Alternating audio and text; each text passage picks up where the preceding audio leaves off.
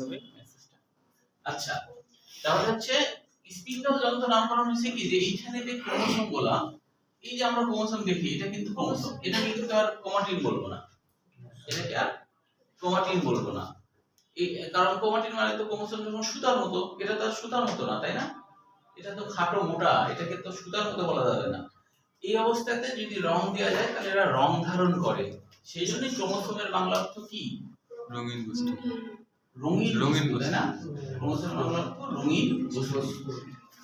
এখানে যে ক্রোমো আছে এইটা আসলে ক্রোমা থেকে আসছে। ক্রোমা মানে হলো রঙিন, ক্রোমা মানে রঙিন, আর সোমা মানে বস্তু বা দেহ, বস্তু বা দেহ, তার মানে রঙিন দেহ, রঙিন বস্তু। তো এই রঙিন বস্তুগুলা কোষ বিভাজনের সময় যে মাপতন্ত্র বা স্পিন্ডল যন্ত্র হয়, স্পিন্ডল যন্ত্র নাম হয়েছে কেন? কারণ যখন ক্রোমোসোমগুলো দুই পারে যাওয়া শুরু করে তখন এই সুতাগুলো কি করে? স্পিন করে, মানে ঘুরতে থাকে, এরকম করে ঘুরতে থাকে। হ্যাঁ, তো স্পিন করে, সুতাগুলো ঘুরতে থাকে, তখন ক্রোমোসোমগুলো দুই পারে যাওয়া শুরু করে। বুঝতে পেরেছো? এই জন্য এর নাম কি? স্পিন্ডল। ঠিক আছে?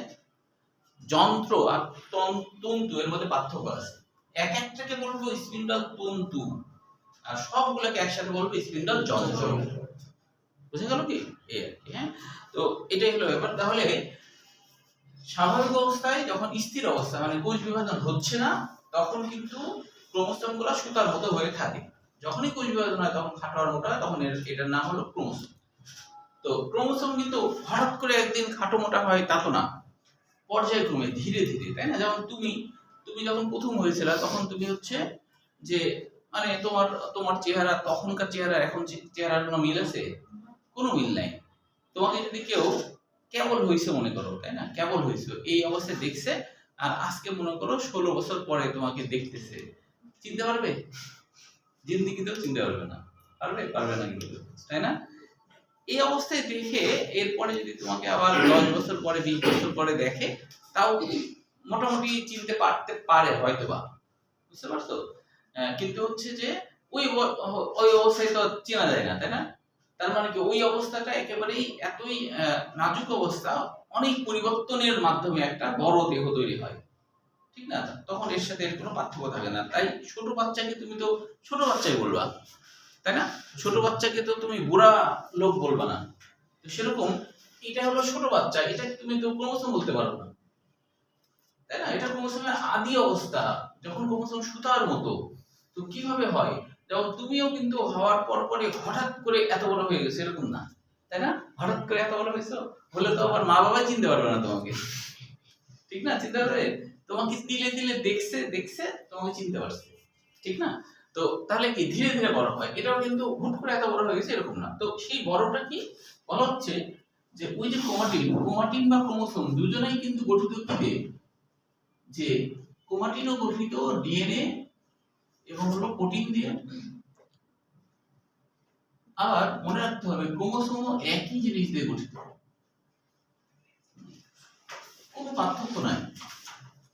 তুমি যখন হয়েছিল তখন তুমি যা যা যা যা দিয়ে গঠিত ছিল, তোমার দুটো চোখ ছিল, দুটো কান ছিল, তাই না? নাক ছিল, টাক ছিল, সবকিছু ছিল, এখনো তোমার সবকিছুই আছে, ওটাই পরিণত হয়েছে, এই যা পার্থক্য, ঠিক কিনা? শুধু দাঁতটা তখন থাকে না, মানে দাঁত হচ্ছে যখন হয় তখন থাকে না, তাই না?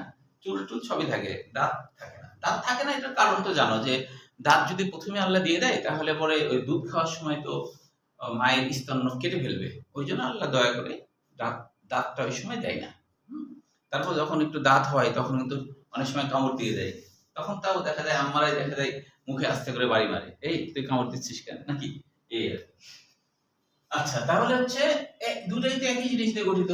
এখন এই জিনিসটা মনে করো এই প্রোটিন কোনগুলা? ধরো এই লাল লাল গুলা প্রোটিন, তো এই প্রোটিন গুলা প্রথমে একটু দূরে দূরে লিখি।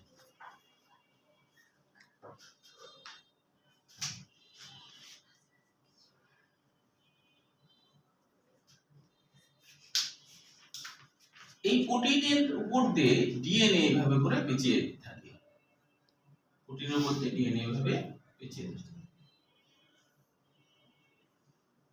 এভাবে ডিএনএ ডবল হেলিক্স, তো এইভাবে ডবল হেলিক্স ধরে দিলাম। এটা হলো স্থির অবস্থায় এরকম। যত বিভাজন দশা আগাতে থাকে তত এরা কুণ্ডলী পাকায়, মানে একটা সাথে একটা ভাঁজ হতে থাকে, হ্যাঁ ভাঁজ হয়ে হয়ে এরা খাটো আর মোটা হয়। তাহলে মনে করো এই জিনিসটাকে আমি যদি এরকম কাছে নিয়ে আসি তাহলে চেহারাটা কেমন হয়ে যাবে, এখানে দেখাই কাছাকাছি নিয়ে আসলাম, তাহলে একটু মোটা হয়ে গেল আর খাটো হয়ে গেল, মোটা হয়ে গেল আর খাটো হয়ে গেল, মোটা হয়ে গেল আর খাটো হয়ে গেল, মোটা খাটো হলো, একটু মোটা হলো, একটু মোটা হলো আর খাটো হলো, একটু মোটা হলো খাটো হলো। তো আসলে এটাও কিন্তু এটাকেও ক্রোমাটিন বলবো, ক্রোমাটিন। আর যখনই খাটো মোটা হতে শুরু করলো তখন থেকে আসলে নাম ক্রোমোসোম হয়ে যায়, যখন থেকে খাটো মোটা হতে শুরু করে তখন নাম হলো ক্রোমোসোম। তো ক্রোমোসোম হ্যাঁ কারণ কি ও এরকম হয় কেন, ভালো কোশ্চেন করছো যে এরকম খাটো মোটা হয় কেন, তাই না? হ্যাঁ, খাটো মোটা হোক, নাম পরিবর্তন হয়ে যাবে। ও নাম পরিবর্তন হয়ে যায়। তুমি যখন কেবল হয়েছিল তখন তোমাকে শিশু বলা হতো, এখন কি তোমাকে কেউ ওরকম শিশু বলবে? তাহলে নাম তুমি আগে আমাকে বলো যে নাম কেন পরিবর্তন হয়েছে? কারণ তুমি বড় হয়ে গেছো, তাই না? তো সেরকম এটা যখন স্থির অবস্থায় থাকে তখন এটা হলো চিকন সুতা, যখন সেটা চিকন সুতা নয়, যখন দড়ি হয়ে গেছে তখন তো তাকে দড়ি বলতে হবে, তখন আবার তুমি সুতাই বলবা, তাহলে তার হবে না, ঠিক না? এখন ধরো এটাকে আমি বলবো দড়ি, কিন্তু একটা সূক্ষ্ম সুতা, সেটাকে সুতা বলবো।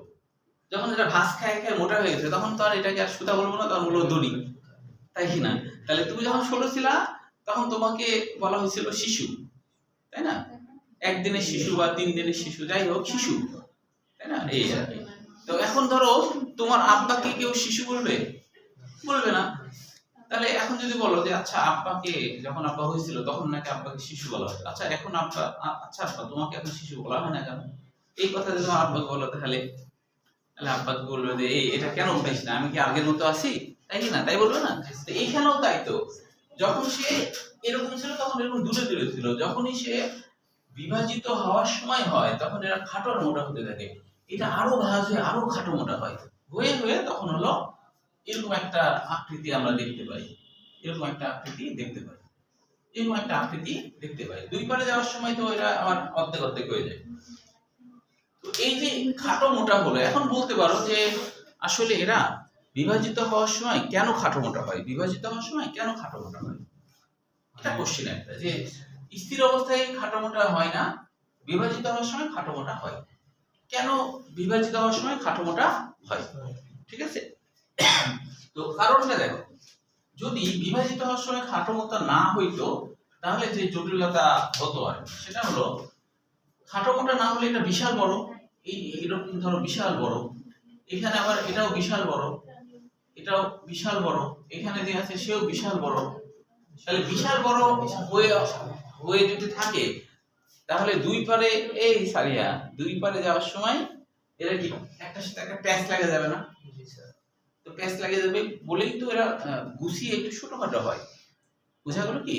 যেমন তোমার হচ্ছে যে অনেকগুলো শাড়ি নিয়ে তোমার আম্মা যদি কোথাও যায় তাহলে ভাঁজ করে একটা ব্যাগে ভরবে, নাকি ঘাড়ে নিয়ে দৌড় দিবে, তাহলে তো মায়ের সাথে বাড়ি খায় পড়ে যাবে, তাহলে কি ভাঁজ করবে না, ভাঁজ করে করে ছোট করবে কিনা? কখন করবে? যখন বাইরে যাবে তখন ভাঁজ করে করে ছোট করবে। ওরকম ধরো নাড়া আছে তারে, ওরকম শাড়ি ঘাড়ে রাখে দৌড়, তাহলে কি হবে? তাহলে তো পায়ের সাথে বাজে পড়ে যাবে। তো সেরকম এরাও খাটো মোটা হয় যেন 2 পারে যাওয়ার সুবিধা হয়, এই জন্য এরা খাটো মোটা।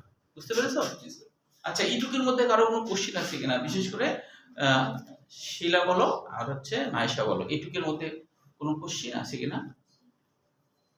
এইটুকু বুঝতে পেরেছো নাইসা? আচ্ছা, এখন এই প্রোটিনগুলোর একটা নাম আছে, এই প্রোটিনের নাম হলো হিস্টোন প্রোটিন। এই প্রোটিনের নাম কি? Histone protein. হিস্টোনের বাংলা অর্থ কি আমি কিন্তু বলেছি, বলো তো কি হবে? হ্যাঁ, এই তো প্রিয়াঙ্কা থেকে হলো, প্রিয়াঙ্কা বলছি, পূর্ণিমাকে ধন্যবাদ।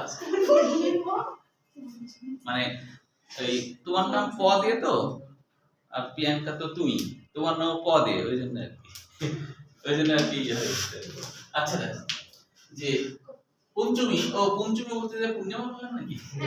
ও আচ্ছা আচ্ছা, পঞ্চমী বলতে পূর্ণিমা, পূর্ণিমার আরেকটা ব্যাচে আছে, এই জন্য একই নাম মানে অনেক সময় প প সবই পদে, সেই জন্য এটা হচ্ছে আর কি। আচ্ছা,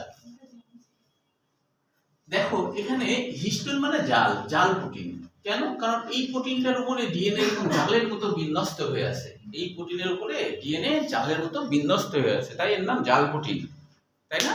তো এই জন্য এর নাম হলো হিস্টোন। এখন বলা হচ্ছে হিস্টোন প্রোটিন এবং এর সাথে প্যাঁচানো ডিএনএ এইটুক অংশটাকে হিস্টোন প্রোটিন এবং এর সাথে, এখন না তাহলে মনোযোগ থাকবে না, তাহলে হিস্টোন প্রোটিন এবং এটুকু অংশকে বলা হয় কি? এটুকু অংশকে বলা হয় নিউক্লিওসোম। নিউক্লিওসোম বই আছে এগুলো, নিউক্লিওসোম বলা হয়। মানে ডিএনএ আর হিস্টোন এই দুটোকে একসাথে, হিস্টোনের উপর ডিএনএ যদি প্যাঁচায় থাকে তার নাম নিউক্লিওসোম। নিউক্লিও বলতে আসলে নিউক্লিক অ্যাসিড বোঝায়, আর সোম মানে বস্তু। মানে নিউক্লিক অ্যাসিডের একটা বস্তু, মানে ডিএনএ এর একটা বস্তু, এটা হলো নিউক্লিওসোম। আমরা যে ডিএনএ এর ছবি আঁকি না, সেটা কিন্তু আসলে এইটুকু অংশ আঁকি। হ্যাঁ, আমরা হিস্টোন প্রোটিন সহ আঁকি না। ওই যে ডিএনএ এর যে ছবি আঁকি না ধরো এরকম করে, সেটা কিন্তু এই মাঝের অংশটা রাখে, এটা সহ রাখে না, এইটুকু অংশ রাখে, বুঝতে পারছো? এবং এইটুকু অংশই কিন্তু জিন হিসেবে ভূমিকা রাখে, এবং এরা হলো বিভিন্ন প্রোটিন বা এনজাইম তৈরি করে। তাহলে এইটুকু হলো, এই হলো নিউক্লিওসোম। এখন বলা হচ্ছে যে কোষ বিভাজন যত অ্যাডভান্স হতে থাকে তত হলো ক্রোমোসোম খাটো আর মোটা হতে থাকে। তো সেটার একটা পরিমাণ দেখো এখানে দেওয়া আছে, এই যে এখানে।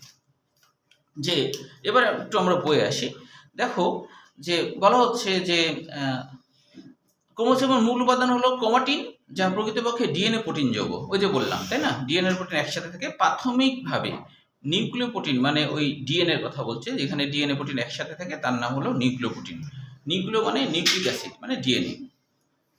তাহলে নিউক্লিও প্রোটিন অর্থাৎ হিস্টোন প্রোটিন আর ডিএনএ, এটাকে বলা হচ্ছে নিউক্লিও প্রোটিন। যৌগের সূত্রটি 11 ন্যানোমিটার পুরু, যা ক্রমান্বয়ে কুণ্ডলী পাকিয়ে দেখো 30 ন্যানোমিটার, 300, শেষ পর্যায়ে কত 700 ন্যানোমিটার পুরু ক্রোমাটিনে। যখনই পুরু হয়ে গেছে তখন আসলে এটার নাম আর ক্রোমাটিন হবে না, তখন হলো ক্রোমোসোম হয়ে যাবে। হ্যাঁ, এটা ক্রোমাটিন লেখা ঠিক হয়নি, তবে এখানে তার আগে যেহেতু পুরু কথাটা লিখছে তো এই জন্য আবার এক হিসেবে ঠিক আছে, পুরু তো লিখলই। মানুষের একটি ক্রোমোসোমে ডিএনএ 10,000 গুণ খাটো দেখা যায়, এটা এমসিকিউর জন্য পড়তে হবে। এরপরে দেখো হিস্টোন প্রোটিনের সাথে সংযুক্ত অবস্থায় ডিএনএ কে বলা হয় নিউক্লিওসোম। এটা আবার জ্ঞানমূলক কোশ্চেন হিসেবে পড়তে হবে, জ্ঞানমূলক কোশ্চেন, নিউক্লিওসোম কাকে বলে। আচ্ছা, এরপরে বলছে হিস ক্রোমাটিন তন্তুকে দুই ভাগে ভাগ করেছেন। রঞ্জক পদার্থের ভিত্তিতে ক্রোমাটিন পদার্থকে দুই ভাগ করে, একটা হলো হেটারোক্রোমাটিন, একটা ইউক্রোমাটিন, যেটা গতদিন আমরা আলোচনা করছিলাম, তাই না? যে স্থির অবস্থাতেও দেখা যায়, এই যে স্থির আছে না, স্থির অবস্থাতেও দেখা যায় কিছু ক্রোমাটিন অনেক বেশি ভাঁজ হয়ে থাকে, স্থির অবস্থাতেও এরকম ভাঁজ হয়ে থাকে, তখন এটার নাম হয় হেটারো মানে অপ্রকৃত ক্রোমাটিন, এটা হলো প্রকৃত ক্রোমাটিন। প্রকৃত ক্রোমাটিন মূলত এরা জিন ধারণ করে, এরা বিভিন্ন প্রোটিন তৈরি করতে পারে, এনজাইম তৈরি করতে পারে, এটা আমরা গতদিন আলোচনা করছিলাম। এখন বলছি ইন্টারফেস ও প্রোফেজ পর্যায়ে। ইন্টারফেস মানে হলো প্রস্তুতিমূলক দশা, কোষ বিভাজনের আগে প্রস্তুতি নাই।